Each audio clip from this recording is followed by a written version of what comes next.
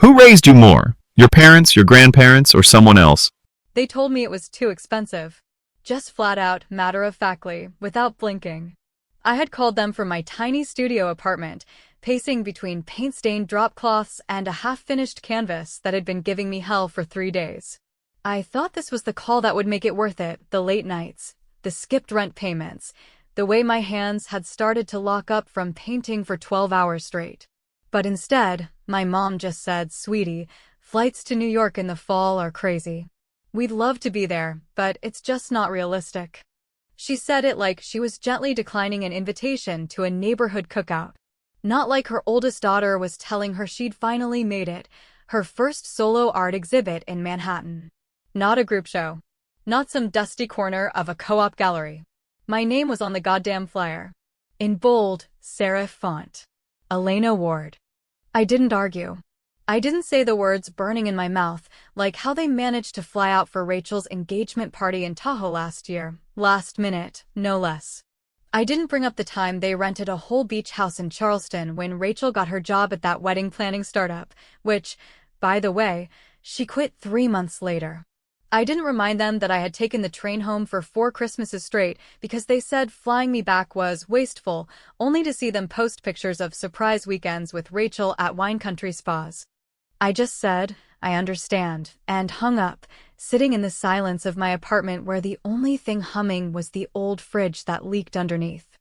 But 5 days later, as I sat scrolling through social media during my lunch break at the coffee shop where I picked up shifts to afford my art supplies, I saw it, my mom, in a wide-brimmed straw hat, clinking glasses with Rachel beside an infinity pool, captioned, "Making memories with my girls, 2 hearts, #Maui moments, #family first."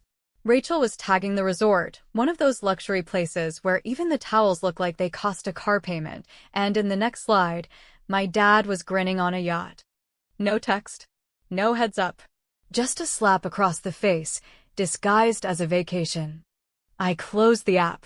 Opened it again. Closed it. Took a breath. It wasn't the first time. It probably wouldn't be the last. But something about that moment broke something in me, not in the loud way, not with shouting or crying or throwing my phone against the wall. It was more like a slow snapping of a branch that had been bending for decades. And the worst part?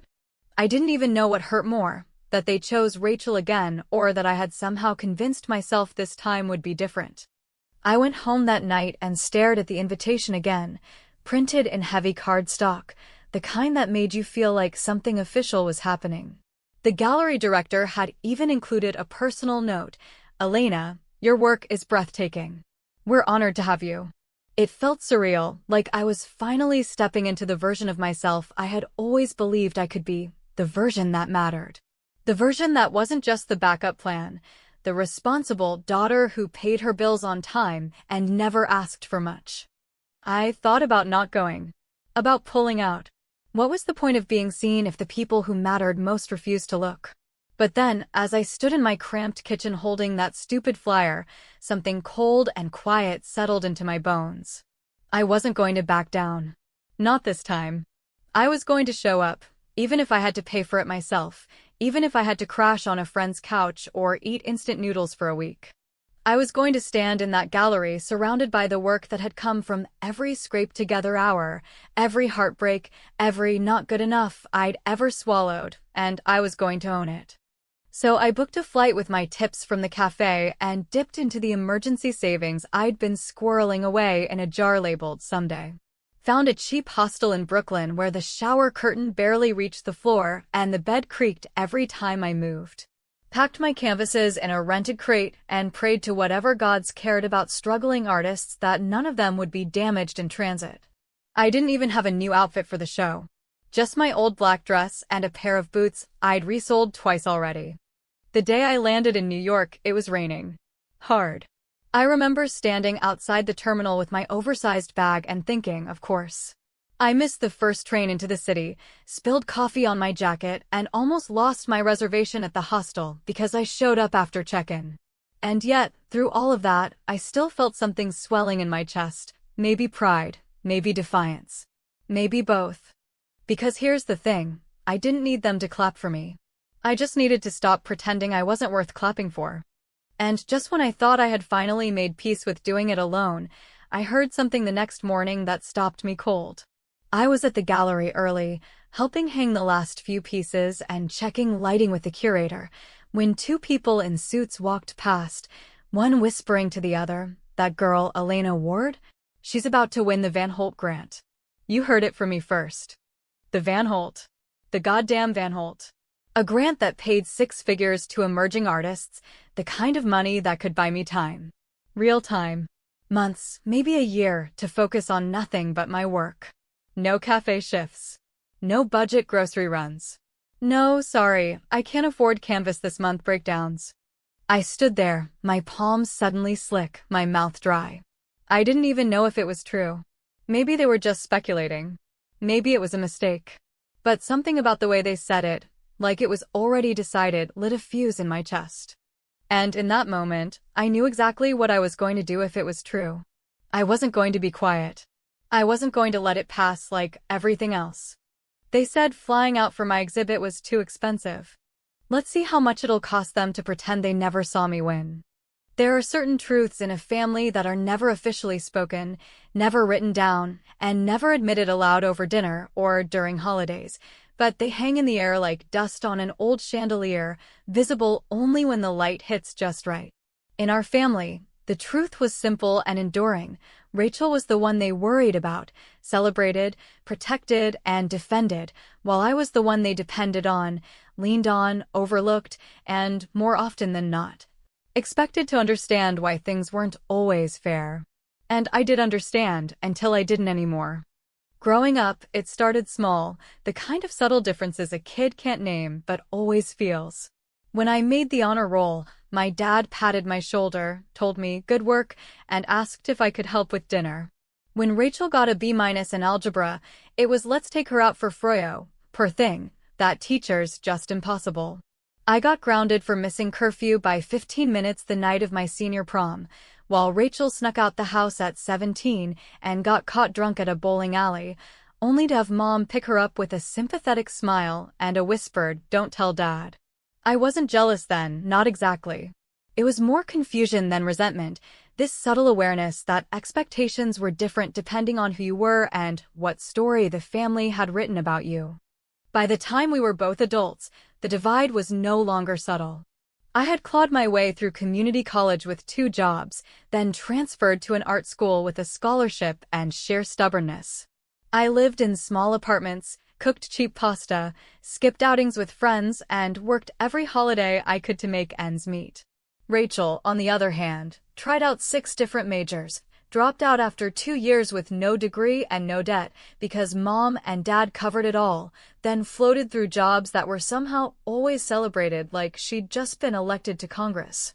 When she got hired at Lux and Lace, that wedding boutique for high-end destination events, I remember our mom calling me to say, "Your sister is doing so well.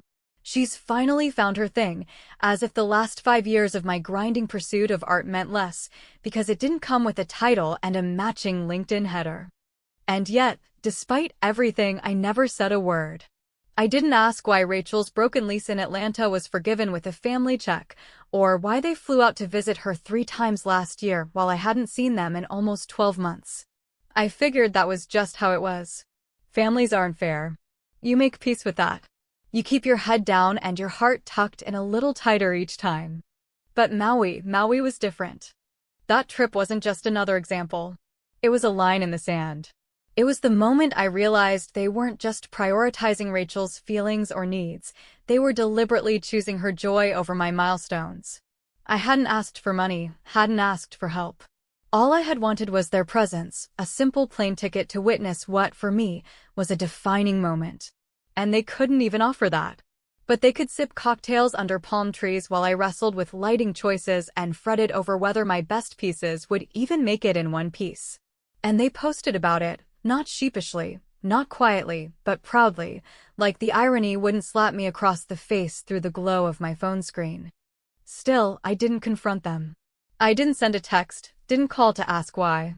I just packed my bag for New York, wrapped each piece of artwork in bubble wrap and anxiety, and told myself that I had made it this far without their validation.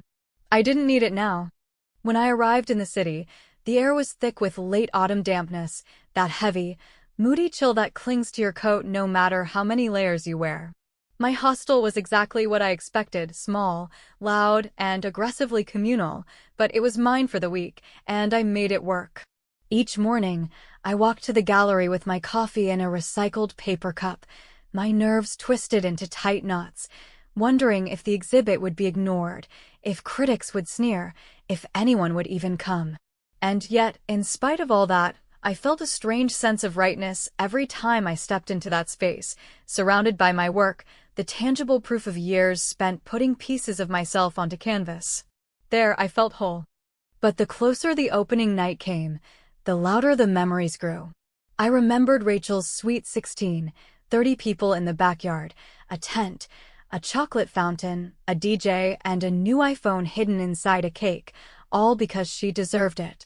I remembered my 21st birthday, pizza with 2 friends in a dorm common room, and a $20 bill mailed late with a sticky note that read, "Sorry, work's been crazy." I remembered Rachel's graduation photos taken by a professional, printed on canvas, hung in our hallway. I remembered my own graduation from art school, when no one came because my dad had a meeting and Rachel had the flu. And I remembered one day in particular, years earlier, when I was 16 and had just won a regional art competition. I had come home with a certificate and a shaky voice, hoping they'd be proud. My mom glanced at the paper and said, "That's nice, honey, but let's not get ahead of ourselves, okay?" Meanwhile, Rachel once made a papier-mâché volcano that didn't even erupt, and they hung it in the living room like it belonged in a museum. All of that came back to me in the week leading up to the show, not in rage or bitterness, but in clarity. It wasn't about being dramatic. It was about realizing that my whole life, I had been fighting to be seen by people who only looked when it was convenient. And still, I didn't plan revenge. I didn't fantasize about shaming them. I didn't think I had that kind of spine. Until the night before the exhibit, when I overheard those 2 people in the gallery talking about the Van Holt grant, the grant that, if awarded to me, would change everything. Not just financially, but symbolically.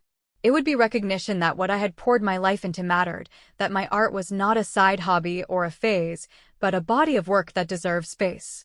As they passed by, and I caught the tail end of their conversation, that girl, Elena Ward, she's a lock for the Van Holt. Trust me, I felt something shift. Not fear. Not excitement. Something cooler. Sharper. A kind of precision that had lived dormant inside me for years. If I did win that grant, and I still wasn't sure I wasn't going to play small.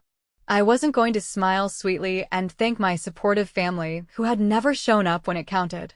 I wasn't going to bow and be grateful just for being in the room. I was going to speak. Maybe for the first time in my life. Loud enough for all of them to hear. And if they showed up, pretending to be proud, even better. The day of the exhibit arrived cloaked in the kind of stillness that feels unnatural in a city like New York, where everything normally pulses, grinds, screams, or buzzes. But that morning, as I stood in front of the mirror in the small hostel bathroom with its flickering fluorescent light and a faucet that never fully shut off, the silence felt sacred. Like some invisible force had pressed pause on the rest of the world just long enough for me to catch my breath and remember who I was, who I had been, and who I was about to become. I wore the only dress I owned that didn't have paint on it, a black sleeveless shift that I had bought secondhand for a job interview 2 years ago, and had kept not because it made me feel beautiful, but because it reminded me of how hard I'd worked to hold myself together when everything inside me had been falling apart. My boots, scuffed at the toes and resoled twice with the cheapest rubber available, carried me out of the hostel and into the cool bite of evening, the air thick with that metallic scent that rises off pavement after the rain, and as I walked the 10 blocks to the gallery, canvas toed on my shoulder and stomach turning with a mixture of dread and defiance, I knew that whatever happened tonight, I had already survived worse. The gallery, tucked into a narrow street between a wine bar and a bookstore that only sold first editions, was glowing from within, light pouring through the front windows like honey, casting golden shapes onto the sidewalk where small groups of people had already begun to gather, clutching programs and sipping wine from plastic cups that had been made to look like glass. Inside, My work hung in neat rows, 10 pieces total, each one representing a chapter of the last 5 years of my life, each brushstroke loaded with every sleepless night, every whispered doubt, every half-hearted compliment from family members who never quite believed that art was a real job. I tried not to hover, tried to keep myself moving through the space like a hostess at a dinner party I hadn't been invited to, nodding politely when someone made eye contact, smiling when a woman in a long gray coat leaned in close to one of my favorite paintings, the one I'd titled Inheritance of Silence, and whispered to her husband, "There's something angry and tender here, like it's both yelling and apologizing." I almost told her that's exactly what I had been feeling when I painted it, the exact mix of rage and resignation that had knotted itself in my chest after yet another phone call from my mother that began with, "Have you heard from Rachel?" and ended without a single question about me. But I didn't say anything, because just then, the gallery director stepped forward with a clipboard in hand and a tight smile that trembled at the edges, like she had news and was trying to keep it inside her mouth just long enough to find the right moment to say it out loud. "Elena," she said, her voice low but urgent, "when I call you up in about 10 minutes, just be yourself, say whatever you want, they're going to be filming it, just so you know." And then she winked, that slow conspiratorial wink that people give each other right before something changes forever. I nodded, but my brain had already gone hot and bright with the implications of what she wasn't saying directly, because only one reason they would be filming mattered, and that was the grant. The Van Holt grant. The 6-figure promise. The once-in-a-lifetime validation that meant you didn't have to beg people to take you seriously anymore. 10 minutes passed like water through my fingers, and then I was standing near the back wall, blinking under the lights as the director tapped the microphone and cleared her throat.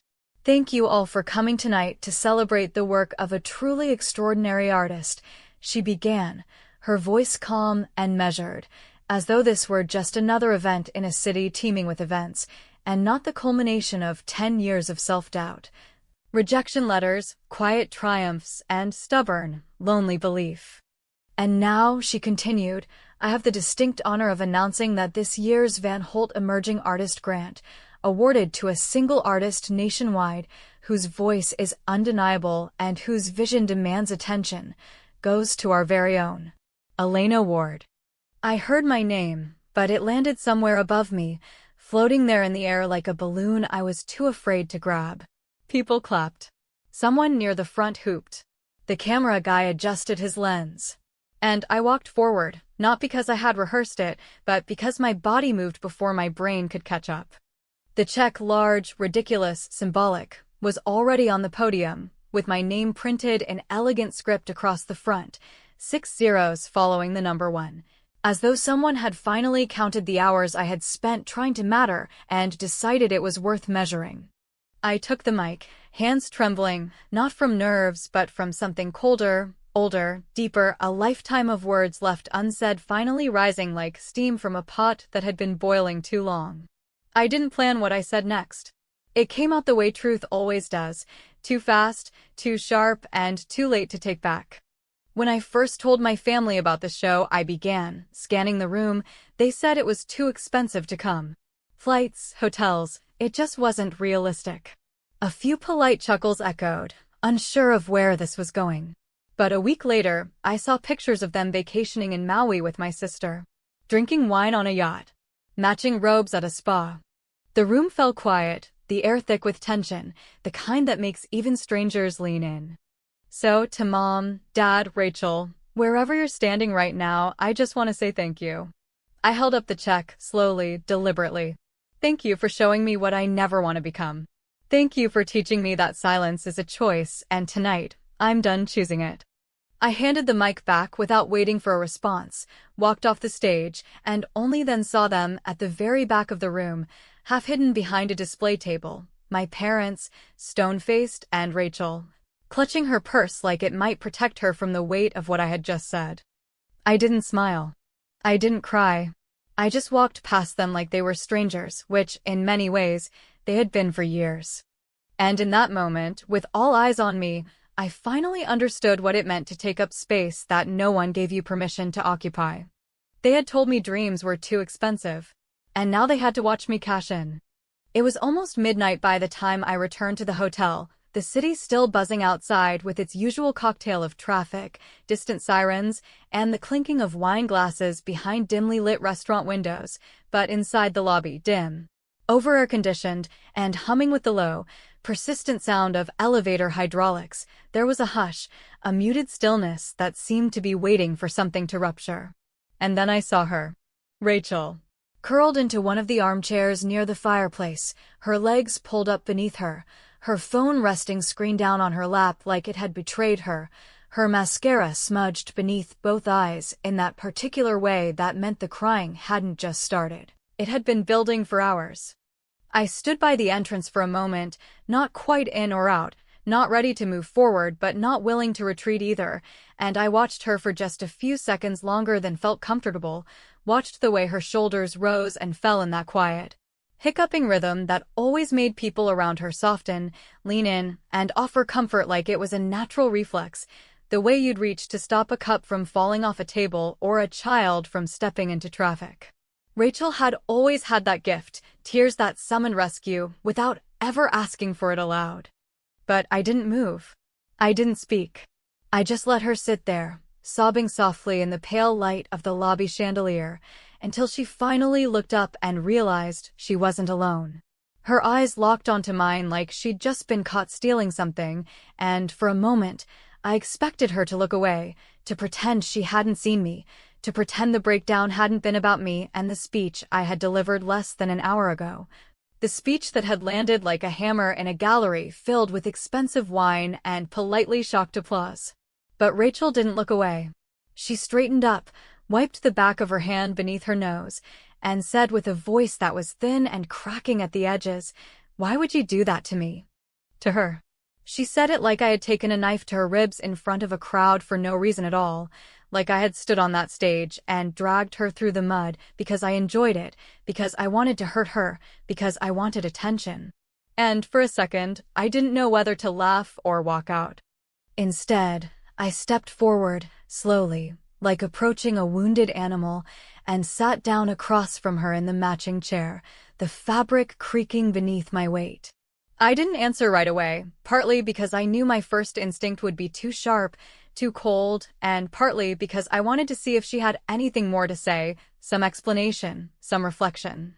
Some flicker of acknowledgement that what I'd said wasn't fiction but fact, uncomfortable and long ignored.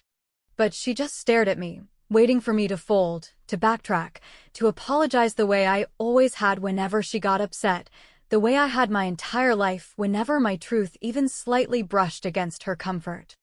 "I didn't do it to you," I said finally, my voice low, steady, and unapologetic.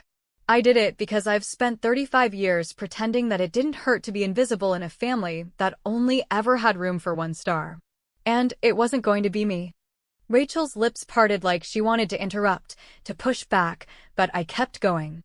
"When I asked you all to come to the most important night of my career, you said it was too expensive. Too inconvenient. But a few days later, you're drinking mimosas on a goddamn yacht in Maui, and I'm in my apartment, duct taping a crate of paintings because I can't afford a real shipping company. And still, I didn't say anything. I showed up, did the work, held my head high. I didn't expect anything. Not flowers. Not a banner. Just presence. And you couldn't even give me that." She blinked hard, her mouth working silently like she was trying to piece together a response, but there was nothing to say that could touch the weight of those facts. Because she knew they were true. Every word.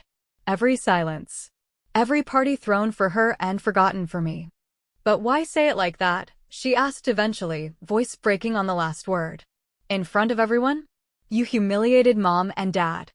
I let out a breath that wasn't quite a laugh, wasn't quite a sigh. "No," I said. "They did that themselves the moment they decided your milestones were worth private chefs and luxury suites, and my life's work was worth a text that never came." Rachel shook her head slowly, her eyes brimming again. "You've always made me out to be this spoiled brat who never worked for anything, but that's not fair. I've had my own struggles, you just don't see them." "Maybe I don't," I admitted, though not out of guilt but out of weary resignation. Because every time I tried to show mine, they told me to be strong. Be the bigger person. Be understanding. So maybe I missed yours because I was too busy swallowing mine. There was a long silence after that, the kind that stretches between people who both know that something fundamental has changed and cannot be undone. Behind us, a couple laughed softly by the elevator. Somewhere, a bellhop wheeled a suitcase across the marble floor. But between us, it was quiet. I didn't ask them to come to Maui, she said, barely above a whisper. But you didn't tell them not to either, I replied. Because deep down, you knew they would choose you. They always have. And you were fine with it because you thought I'd stay quiet. Again. She didn't deny it. She didn't apologize. She just started crying again, softer this time, like she'd run out of energy, like even her sadness was tired now. And I watched her, not with cruelty, not with triumph, but with the strange detachment of someone watching a story finally collapse under the weight of its own lie. Our whole family had been living inside a myth for years, the myth that balance wasn't necessary as long as one child was easy and the other was sensitive, that kindness could be rationed based on need rather than fairness. That silence meant acceptance rather than slow-brewing grief. And tonight, in the lobby of a hotel neither of us could afford without our parents' money, that myth had finally run out of air. I stood slowly, my knees aching from sitting too long, and looked down at her one last time. You can cry if you want, I said, not with malice but with calm. You've always had that. You know how to make people come running. But this time, I'm not coming. And I'm not sorry. She didn't look up. She just let the tears fall like she'd been trained to, quiet and graceful and tragic. And for once, I let her do it without reaching across the divide we'd both grown up pretending didn't exist. Because the truth was, I didn't break our family that night. I just stopped pretending it wasn't already broken. 1 week later, I was back in my apartment, the kind of place no one ever called beautiful but that had, over time, wrapped itself around me in the quiet way certain spaces do when you've cried enough in their corners and spilled enough coffee on their countertops to make them feel like extensions of your own skin. The light coming through the cracked blinds was dull, grayed by the soot of the city and the general weight of November, and my suitcase was still half unpacked by the door, the fabric sagging like it, too, was exhausted from pretending to hold itself together. I hadn't slept properly since I returned, not because of regret or guilt, but because silence has a way of humming louder when you've stopped apologizing for your presence. And for the first time in years, I wasn't shrinking to fit into the narrow spaces my family had made for me. No one had called. Not a voicemail, not a single text to say they were processing, or shocked, or even just hurt. There was only the eerie absence that replaces a storm after it's blown through and left everything upright but strangely rearranged.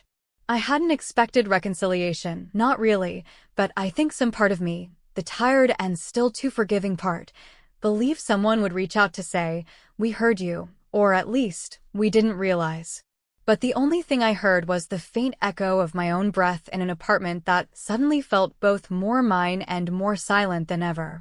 Then, on a Tuesday morning, while I was sipping coffee out of a chipped mug and watching a pigeon peck half-heartedly at a bagel crust outside my window, I got the notification, "Rachel unfollowed you."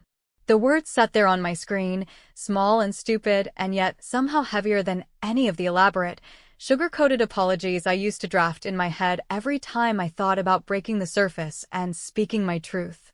A few minutes later, my mother followed suit. "Susan Ward is no longer following you," and by noon, my father's account, the one he barely used except to like Rachel's posts and occasionally share a bad joke, had disappeared from my followers as well.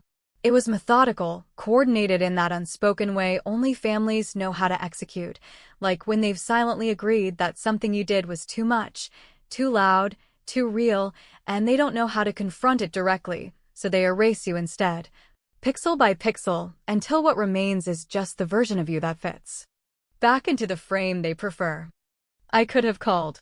I could have written something olive branch-shaped, something carefully worded and emotionally responsible, something that said, "Let's talk," or "I didn't mean to hurt you," even though I did, even though I had decided, with cold clarity, that the hurt was necessary, that it was earned, that sometimes the only way to stop bleeding is to finally let the wound scar over. But I didn't write. I didn't call. I just let the unfollows stand as what they were, a digital obituary to a family dynamic that had lived long past its expiration date. And yet, not everything was quiet. The gallery emailed me 2 days after the exhibit with the subject line, "Next Steps plus Big News." They wanted to carry my work into a traveling show, something they were curating for emerging artists who had generated significant attention, and my name was now on a short list for a speaking series in San Francisco. Apparently, my speech, filmed by someone on their phone and uploaded without my knowledge, had made rounds online. Comments ranged from "powerful," "finally someone says what we've all felt," to "wow, bitter much," to "this is why some families fall apart. They raise a kid who thinks the world owes them just for showing up." I read all of it. Every last sentence. I didn't look away. Because for once, I didn't need to. Let them misunderstand. Let them dissect my motives, my voice, my face, my anger. I had spent years explaining myself into smaller and smaller boxes, until even I had forgotten what my own voice sounded like, unfiltered by politeness or the need to be palatable. But now I knew. And then, something unexpected arrived. A letter. Real paper. Real ink. Folded twice and sealed with one of those floral stickers my grandmother always used for birthdays and anniversaries. It was postmarked from her little town in Idaho, where she lived in the same one-story house my grandfather built with his hands, the same kitchen that still had linoleum from the 70s and a fridge that wheezed like it had secrets to tell. I opened it slowly, sitting at the kitchen table with the afternoon light cutting diagonally across the surface, and read her handwriting, small and careful, as though each word was being offered like a soft confession. "Elena, I watched the video. I watched it twice, actually. And I need you to know I saw you. I saw you years ago, when you were a little girl who lined up crayons by color and didn't talk unless asked, and I see you now. I'm sorry we didn't say it more and louder. You have made something from nothing, and it's beautiful. Whatever happens with the rest of them, just know you have one old woman out here who thinks you are brave as hell." I sat with that letter in my lap for a long time, not crying, not overwhelmed, just steady, like her words had pressed a hand against the center of my chest and reminded me that even in families that fail you, there can still be fragments of truth, of love, of redemption. But only if you stop waiting for it in the places that already showed you they can't hold it. I didn't frame the letter right away. I just taped it above my desk, beside a photograph of my favorite piece from the show, the one titled Inheritance of Silence, the same one the woman in the gray coat had whispered about, and I stared at it every morning after that, letting it ground me in the strange new territory I was learning to walk through. Because here's what no one tells you, sometimes the cost of truth is isolation, at least for a while. Sometimes the people you love will choose comfort over honesty, and sometimes they will punish you for making them look at a version of themselves they've spent a lifetime avoiding. But that doesn't mean you are wrong to speak. It just means they weren't ready to hear it. I don't know if they'll ever come back. Maybe they will. Maybe years from now, someone will call with a cracked voice and a cautious tone and say, "We didn't handle that well," or "We see things differently now." Or maybe they won't. Maybe the silence will stretch into years, and the distance between us will harden like concrete poured slowly between lives that used to run parallel. Either way, I'm not waiting. I'm not frozen in the doorway anymore, asking to be let in. Because the truth is, I didn't lose my family that night. I just stopped auditioning for them.